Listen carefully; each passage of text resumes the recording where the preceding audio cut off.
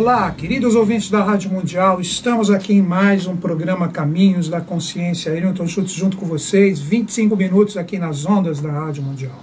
95.7 FM e 660 AM simultâneo. No comando do som, Evaldo, fazendo tudo chegar redondinho, bacaninha para vocês. Paulo Viana filmando, postando no YouTube, como sempre divulgo em todo início do programa. Se você quiser ver os programas anteriores, você pode acessar o site da Rádio Mundial, radiomundial.com.br. Você entra ali na parte de podcast, que são as gravações em arquivo, né, dos programas de vários comunicadores, e eu sou um deles, né? Você entra ali, eu sou o número 49º, 49. Você entra ali, nós temos programas de quase 3 anos ali, desde fevereiro de 2012, se não me engano.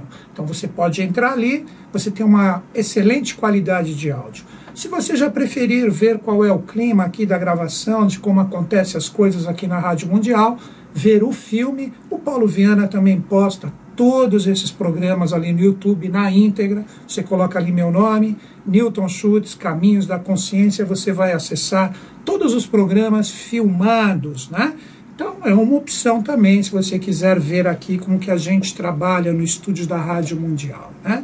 Então sejam todos bem-vindos aqui no meu horário, queridos ouvintes que estão conectados conosco, via rádio, via internet, em casa, no carro, não importa como. Então sejam todos bem-vindos aqui no programa Caminhos da Consciência. Queridos ouvintes, no programa de hoje, eu não peguei necessariamente um estudo para trazer para vocês, como eu sempre faço, seguindo a sabedoria das idades e interpretando o meu estudo da minha forma, né?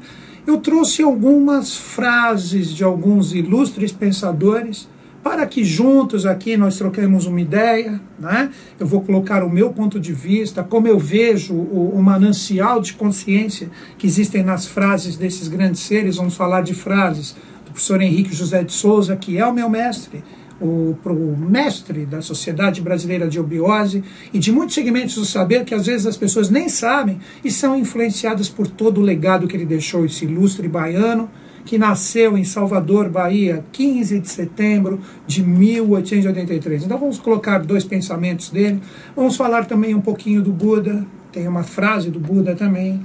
Krishnamurti, muito interessante também, a frase que ele deixou. Mário Rossi de Luna, grande polígrafo espanhol, amigo direto do professor Henrique José de Souza. Rudolf Steiner, o patrono da antroposofia, vamos falar também de uma frase dele e finalizar com uma frase de Sócrates. Então vamos trocar ideias sobre esses vários seres, sobre essas consciências que eles nos deixaram. Então vamos para a primeira frase, vou ler de uma forma bem pausada para vocês.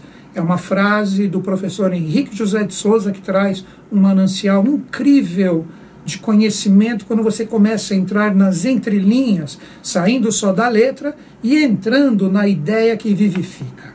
Ele disse o seguinte: infeliz da humanidade que fez do amor um pecado e do trabalho um sacrifício. Veja que frase interessante, o Evaldo concordou, o Paulo aqui do lado também. A frase é assim, né, Paulo? Eu fiz de cabeça, que eu lembrava, né? Então vamos conversar um pouquinho disso. Ele disse, infeliz da humanidade que fez do amor um pecado. Quando a gente fala do amor, a gente fala da parte mais sublime, da parte mais elevada do que seria o sentimento de um ser humano. Fica até, né, um pouco taxativo nós colocarmos o amor como um sentimento. Ele está muito além disso quando nós entramos na realidade do amor universal.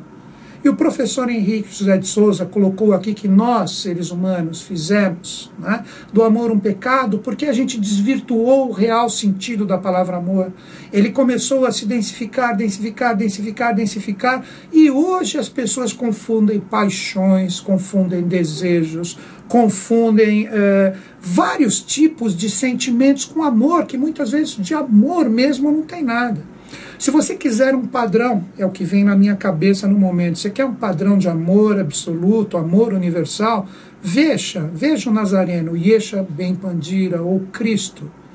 Ele não tinha distinção no amor dele. Quando ele pregava suas palavras, quando ele estava de frente com os seres humanos, até o último momento, isso eu falo nas minhas atividades o tempo inteiro, até o último momento, com os romanos fazendo aquelas atrocidades em relação a ele, naquele momento terrível do Gólgota, onde nós tivemos o deicídio, onde o Cristo foi crucificado, ele falava até o último instante, mas falava verdadeiramente, como eco do verbo de Deus naquele momento: Pai, perdoai-vos porque eles não sabem o que eles fazem.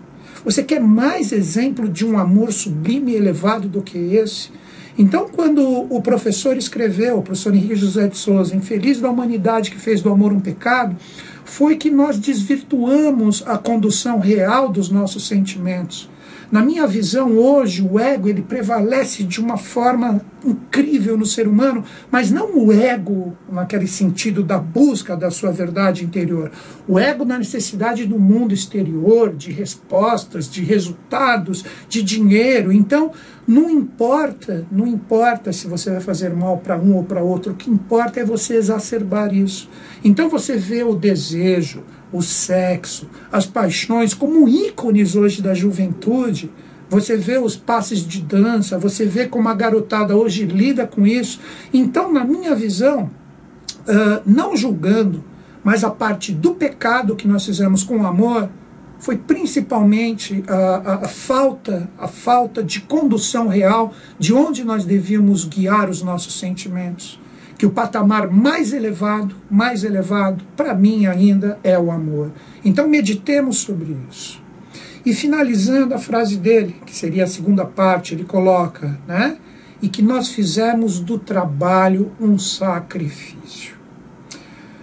Como que a gente pode meditar nessa frase fantástica? Hoje em dia, novamente, o ser humano mais voltados para os valores de César do que para os valores de Deus, continuando os ensinamentos no meio nazareno, nós temos que hoje, trabalho para a gente levantar cedo e trabalhar um sacrifício.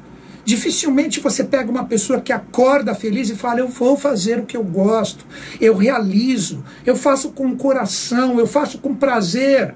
Pegando o início da frase dele, fazemos com amor. Então hoje a gente pega o trabalho, se torna algo que eu não vejo a hora de acabar. Quando chega o final do dia, graças a Deus, acabou o meu trabalho, agora eu não vou fazer mais nada. O que é isso? Onde que a gente está? Onde que estão os reais valores? Aí muita gente pode chegar para mim e falar agora: mas eu não faço o que eu quero porque não é possível, porque eu já estou veiculado numa situação empresa. Olha, de verdade, claro que essas situações existem. Eu mesmo sou uma pessoa que procuro fazer com muito amor, e não como um sacrifício, como um sacro ofício, como um ofício divino, como um ofício verdadeiro que bate dentro de mim. Eu faço com o maior prazer tudo que eu realizo, minhas atividades, o programa de rádio, as filmagens que são feitas do trabalho que eu realizo. Então você precisa entender o seguinte: eu mesmo passei por momentos da minha vida que eu não estava fazendo o que eu queria, o que é absolutamente normal. Mas o que nós devemos fazer? Se você não está satisfeito, não é que você precisa largar o que você está fazendo agora, você precisa receber o seu dinheiro, pagar as suas contas, mas começa a conduzir a sua vida para que esse sacrifício deixe de existir. Comece a conduzir a sua vida em prol de algo que você goste, algo que você faça com amor, algo que você faça com prazer. Aí sim, independente do que você estiver realizando, com certeza a condução não será mais um sacrifício, e sim um sacro ofício, ou um ofício divino. Independente do que você estiver fazendo. Eu não estou falando de ser um presidente de uma empresa, ou ser o faxineiro, sei lá. Isso não importa, faça bem feito, faça com o coração e faça com amor. Aí o sacrifício vai deixar de existir. Então quando você acordar cedo para fazer a sua parte, você vai fazer com maior prazer. Ainda bem que eu acordei, ainda bem que eu valorizo a vida, ainda bem que eu estou feliz com o que eu faço. Então tudo são passos. Com o tempo, conforme você vai trabalhando a sua consciência, os valores podem ser alterados no sentido de buscas, de anseios, o que é absolutamente natural, mas tudo, a cada momento, a cada instante, no presente, que é extremamente precioso, faça tudo com amor. Então, esta foi a frase do professor Henrique José de Souza, infeliz da humanidade, que fez do amor um pecado e do trabalho um sacrifício. Entremos agora em Siddhartha Gautama, Buda. Vejam que frase interessantíssima, que ensinamento que esse ser de uma estirpe hierárquica fantástica nos deixou. O conflito não é entre o bem e o mal, mas entre o conhecimento e a ignorância.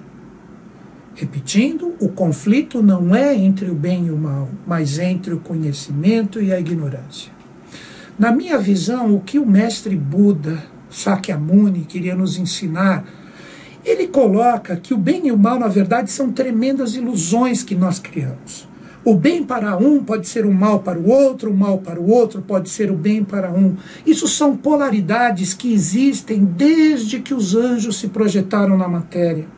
A famosa queda dos anjos, que realmente existiu, onde Lúcifer e Micael duelaram nos céus, onde provocou a queda dos dois, um com consciência plena e o outro com a consciência parcial.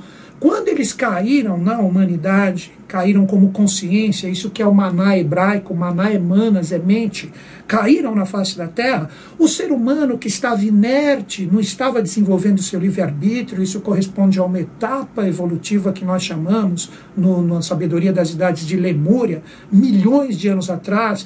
Quando eles caem nesse ser, que era o lemuriano, ele passa a ter o livre-arbítrio. Então Lúcifer se reveste do lado negativo que hoje nós chamamos de mal, atuando contra Micael, que representa a luz como polaridade. Então o bem e o mal fazem com que o ser humano, através das experienciações, através do que ele vive, ele passa a ter, através do seu livre-arbítrio, das suas atitudes, pensamentos e sentimentos, conduções, às vezes, para o que é mal para ele e do que é bem para ele. Então, nessa diversidade, a gente vai crescendo. É aí que entra o ensinamento do Buda. O bem e o mal não existe. Não existe o conflito entre eles. Existe o conflito entre conhecimento e ignorância. Conhecimento, conhecer, correr atrás, aprender, entender nos maiores desafios que ali existe um aprendizado a ser vivido. E a ignorância é algo que você ignora, algo que você não quer saber. A nossa própria evolução, hoje o ser humano, ele precisa ter o seu desenvolvimento mental. E o ser humano está totalmente projetado nas realidades emocionais que vão trazer um conforto para os seus sentimentos. Vejam isso nos meios de comunicação. Então o ser humano, ele ignora as fontes de saber que necessita do quê? Da superação dele, para que realmente ele comece a discernir o que é bem e mal. Então, novamente, quando você pega os grandes mestres, o bem e o mal são realidades ilusórias, não existe conflito. Este conflito fazem o quê? Fazem com que exista evolução. Pelo fato de enxergar somente um polo e não enxergar a polaridade entre bem e mal como consciências e energias, foi que nós provocamos a queda dos anjos. E essa queda dos anjos, a gente não precisa ficar pensando, então tem anjo na Terra. Os anjos estão diluídos em nós como consciência. Então os anjos estão dentro de cada um de nós. E quando você acessa esse anjo interior, aí sim você parte para o conhecimento. As portas se abrem. As informações que realmente fazem parte da sua evolução chegam a você. Mas, se você as ignora, o que ocorre? Automaticamente você fecha as portas. E você continua enxergando só o mal, você continua enxergando só julgamentos e críticas em relação a situações que, na verdade, você deveria aprender com elas. Então, na minha visão, essa frase do Buda é um manancial que a gente conversaria aqui horas, se fosse o caso. Repetindo a frase dele, o conflito não é entre o bem e o mal, mas entre o conhecimento e a ignorância. Então, fantástica a palavra de Buda. Agora vamos falar de um ser, Joy Krishnamurti. Esse ser ligado bastante à teosofia, que ele iria ser anunciado, foi até preparado para isso, né, por Annie Besant e Charles Leadbeater. Esses dois seres estavam colocando ele como grande ser, como grande avatar da Era de Aquário. Especialíssimo que é Joy Krishnamurti, o que fez? Ele chegou para milhares de pessoas no momento que ele deveria assumir para se tornar o grande salvador daqueles que esperavam o conhecimento divino dele como fonte. Ele simplesmente cancela tudo isso e fala que cada um busque. Existe o discurso de Krishnamurti no YouTube. Procure o último discurso de Krishnamurti. Então ele dilui a ordem ligado a ele, a ordem da estrela dourada, e ali o que ele fala? Ele fala que cada um busque o seu Deus interior. Eu não sou o Messias que vocês estão buscando. Agora vejam a frase que Joy Krishnamurti nos deixa. Mata o mal em ti e o mal do mundo não te afetará. Vou repetir. Mata o mal em ti e o mal do mundo não te afetará. Quando nós começamos a meditar nesse ensinamento fantástico de Joy Krishnamurti, nós precisamos entender que nós sempre temos o mal ou o desafio como algo que veio externo para nós. Sempre existe alguém culpado de algo que a gente está passando. Nós não estamos bem num relacionamento, nós estamos mal num relacionamento porque a outra pessoa é culpada. Eu não consigo bom emprego porque a sociedade é culpada. Eu não tenho um governo digno no meu país porque o governo não presta. E nós? E nós em relação a todos esses desafios?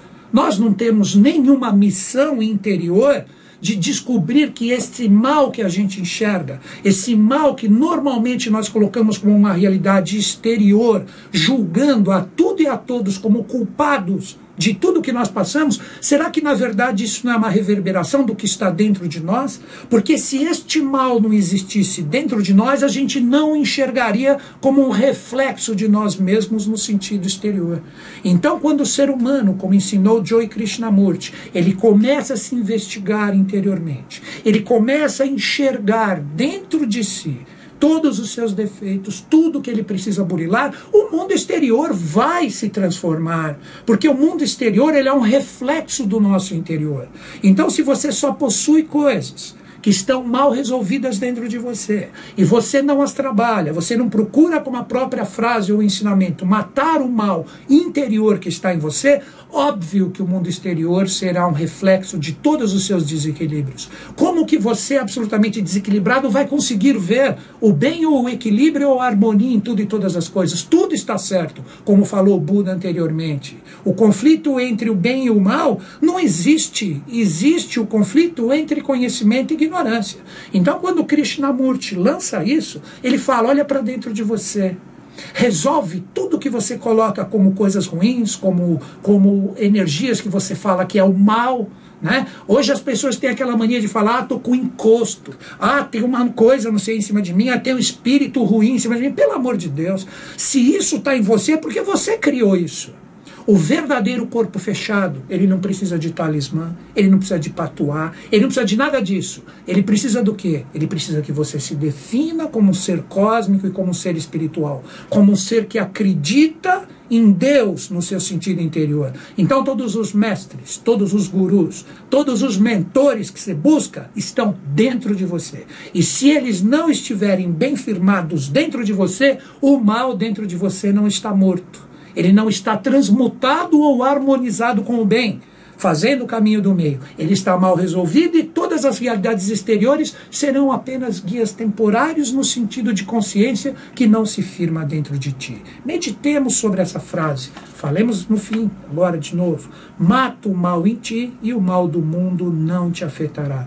Joy Krishnamurti. Fantástico ensinamento. Vamos entrar agora numa outra frase, né? Agora a gente até entra um pouco na astrologia.